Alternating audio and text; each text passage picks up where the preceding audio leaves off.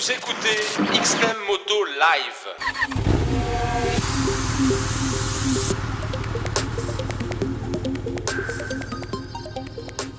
Salut les riders, j'espère que vous avez la pêche. Cette semaine, je voulais vous faire un petit feedback sur le casque X-Lite X661. Alors, c'est le casque que je porte, donc vu qu'on me pose souvent la question de savoir avec quoi je roule, ben voilà, je roule avec un X-Lite. Alors, c'est pas un choix de cœur à la base, parce que moi, j'ai souvent roulé avec des Schubert, avec des Shoei, ou des AJC. J'aime bien les AJC aussi, je les trouve plutôt confortables, même si je trouve que l'intérieur par moment vieillit un peu vite sur les AJC. Voilà. Donc le X-Lite, c'était l'année dernière, je l'ai essayé et le fit, j'ai trouvé le fit vraiment bon. J'étais bien dedans, j'étais surpris. Je me suis dit bon bah allez, je pars avec un X-Lite. Alors le X661 Extreme Titanium, c'est un mélange de fibres et de carbone.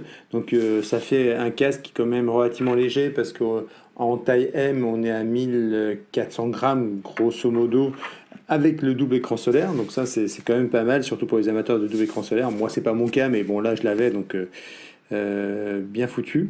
Et donc voilà, je suis parti avec ce casque et écoutez, au bout d'un an, quelques rallyes, même un petit passage sur piste, bah c'est un casque qui a globalement bien vécu parce que je lui ai pas fait beaucoup de cadeaux. J'ai même chuté avec lors du Moto Tour en octobre. Et il a plutôt bien résisté à la chute parce que je suis tombé un peu sur le côté, j'ai perdu l'avant et donc c'est la montonnière qui a un peu morflé.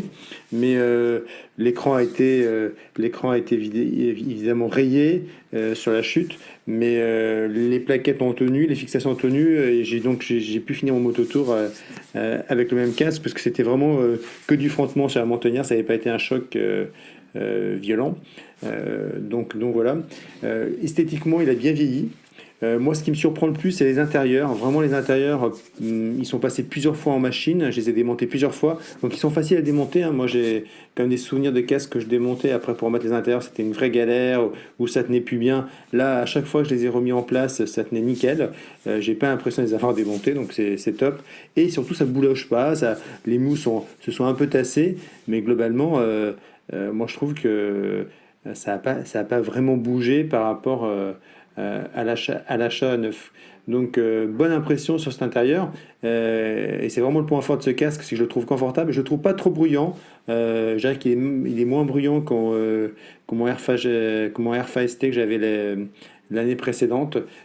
Ça c'est sûr.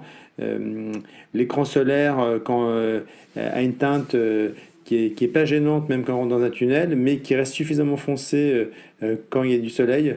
Et je dirais qu'elle a une teinte meilleure que sur mon effectivement AJC.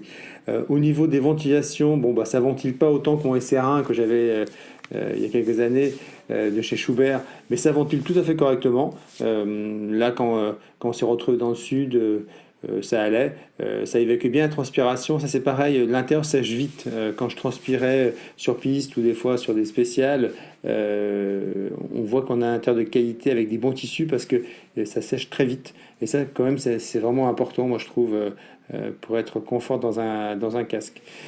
Au titre des défauts, bon bah, peut-être que finalement 1300 grammes, 1400 grammes avec l'écran solaire, ça peut être un petit peu lourd pour certains, pour un casque qui est carbone fibre. Quand il est sur la tête, on le sent pas trop, il est plutôt bien équilibré. Au niveau des autres défauts, bah, j'ai le pinlock qui a vraiment lâché quasiment au bout d'un an, quoi. Donc pour moi, un pinlock, ça doit tenir 2 ans en général, plutôt en moyenne. Là, c'est vrai qu'au bout d'un an, le pinlock a commencé à prendre du jeu et là, il tient plus. Bon, hein, donc là, il faut que je le change, ça c'est sûr. Mais sinon, voilà, vraiment un casque qui m'a agréablement surpris, donc je suis plutôt content, avec un niveau d'insonorisation correct et vraiment cet intérieur qui est vraiment très confortable. Voilà les raiders, ben, j'espère que ce petit retour sur le casque X-Lite X661 vous sera utile. En tout cas, X-Lite reste une marque effectivement tout à fait qui offre des casques de très bonne qualité et qui est à la même hauteur qu'un Shoei sans aucun souci. Voilà, à bientôt les riders, salut. Salut les riders, si vous écoutez ce podcast sur iTunes, ce serait vraiment sympa de votre part de laisser une évaluation et un commentaire. Ça voudrait dire beaucoup pour XTEM Moto. Merci.